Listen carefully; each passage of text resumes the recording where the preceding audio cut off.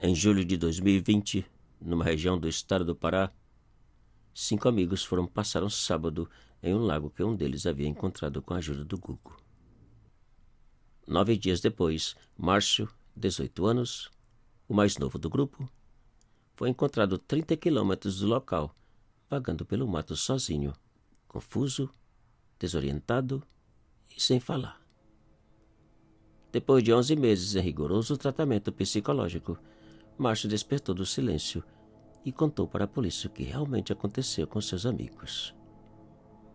Esta é a história que Márcio contou.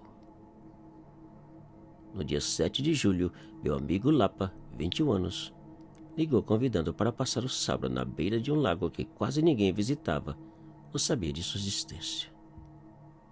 Segundo ele, nossos amigos Zeca, 22, Ézio, 20 e Pita, 23 anos, já haviam topado e estava tudo certo para sairmos bem cedinho. No sábado, por volta das 6 da manhã, comemos umas hamburguesas e depois saímos cada um em sua moto em direção ao lago, que segundo Lapa ficava a 120 quilômetros fora da cidade.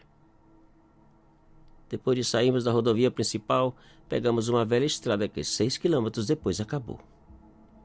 Ali deixamos as motos escondidas e saímos caminhando para o lago que supostamente ficava ao lado de uma montanha, somente 1,5 quilômetros dali. 40 minutos depois, chegamos num pequeno lago com água cristalina e cercado por uma areia tão branca e macia que parecia nunca ter sido pisada por um ser humano. A manhã passou como esperado, banhando, bebendo e curtindo o lago da melhor maneira possível. Por volta das 2 da tarde, tudo mudou. O céu escureceu e quando pensávamos sair, a tormenta começou de uma maneira que jamais pudemos imaginar. Trovões, relâmpagos e uma ventania tão forte que era impossível caminhar. Foi quando Ézio falou de um pequeno espaço recuado no pé da montanha que havia visto uns 300 metros dali. Uma pequena cobertura onde talvez a gente pudesse proteger da chuva. O lugar era mais que um pequeno espaço. Era a entrada de uma caverna escura, cheia de pedras e pedaços de pau, e o enorme túnel que dava sabe Deus para onde. Com a ajuda das lanternas dos telefones, juntamos uns gravetos, acendemos uma fogueira ali mesmo na entrada e ficamos sentados ao redor do fogo, esperando a tormenta passar. Uns 30 minutos depois, Zeca fez um sinal de silêncio e, apontando para a escuridão do túnel, disse que parecia ter ouvido um barulho. Nós ficamos calados por uns 2 minutos e, como não ouvimos nada, continuamos conversando e de olho no túnel. Poucos minutos depois, Zeca fez um outro sinal de silêncio e disse em voz baixa: Eu vi algo estranho. Um vulto preto passando de um lado para o outro do túnel. Pensando que nossa amiga estava vendo coisas, colocamos mais gravetos na fogueira e continuamos conversando. Zeca não tirava os olhos do túnel. E as horas foram passando. O dia foi escurecendo, a noite chegando, os gravetos acabando e nada do temporal passar, ou pelo menos diminuir. Por volta das 6:30 da tarde, Ézio colocou os últimos pedaços de pau para queimar e disse que ia buscar por outros na parte escura do túnel. Acendeu a lanterna do telefone e saiu. 5 minutos passaram e nada de Ézio voltar. Preocupado com sua demora, Pita levantou, caminhou uns 15 metros para dentro do túnel e gritou por ele. Nada. Nenhuma resposta. Nenhum barulho. Nossa preocupação aumentava. O fogo apagava. 10 minutos depois, ouvimos a voz de Ézio suplicando por ajuda. Pita e Lapa levantaram e saíram à sua procura. Eu e Zeca ficamos ao lado das cinzas, esperando preocupados e ansiosos. Os minutos passaram. 5, 10, 15 minutos e nada. E o fogo apagou por completo. A escuridão era imensa, apenas alumiada uma vez ou outra por nossos telefones, que apagávamos rapidamente para não gastar as baterias. Uns 30 minutos depois, ouvimos um outro pedido de ajuda. Já não era a voz de Ézio. Era a voz de Lapa. E logo em seguida ouvimos o grito que jamais esquecerei.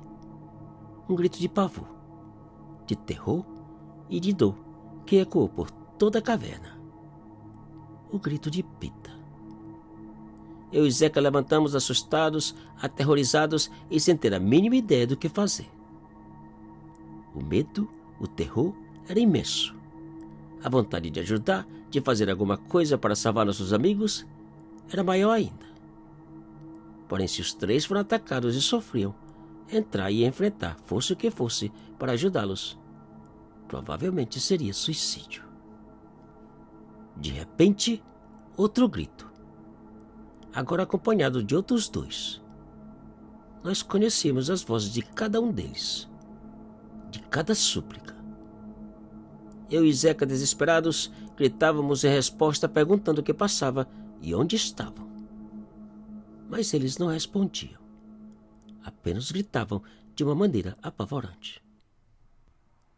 E pouco a pouco os gritos foram distanciando, ao mesmo tempo que o nosso desespero aumentava, até chegar ao ponto de não suportar mais. Zeca deu o primeiro passo em direção ao fundo do túnel. Eu atrás dele, gritando por cada um dos nossos amigos. Os gritos de Lapa, Ézio e Pita, pouco a pouco foram silenciando, até pararem por completo. Eu e Zeca continuamos caminhando e chamando por eles que não respondiam e nem gritavam. De repente, Zeca parou. Foi então que vimos algo difícil de descrever. Parado no meio do túnel à nossa frente estava uma criatura enorme. Não era um animal. Era um ser parecido com um homem completamente coberto por um pelo escuro e com os olhos tão grandes e tão brilhantes que pareciam duas luzes vermelhas. Zeca gritou, eu gritei e disparamos na carreira em direção à saída da caverna. Uns 3 passos da saída, eu ouvi um último grito. O grito desesperado do meu amigo Zeca, sendo agarrado poucos centímetros às minhas costas. Eu não tive coragem de olhar para trás. A única coisa que pensei foi em salvar a minha vida. Continuei correndo para fora da caverna, para a escuridão e o temporal que continuava igual. Eu não tinha a menor ideia para onde correr.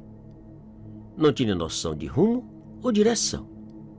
Apenas corri e corri, até não ter mais fôlego ou forças. Hoje as lembranças aterrorizantes daquela caverna continuam vivas na minha mente. O sentimento de culpa ou covardia por não ter ajudado ou feito algo mais atormenta. Hoje ainda ouço os gritos e as súplicas dos meus amigos Lapa, Ézio, Pita e Zeca. Lembranças constantes de um sábado horripilante e simplesmente inesquecível.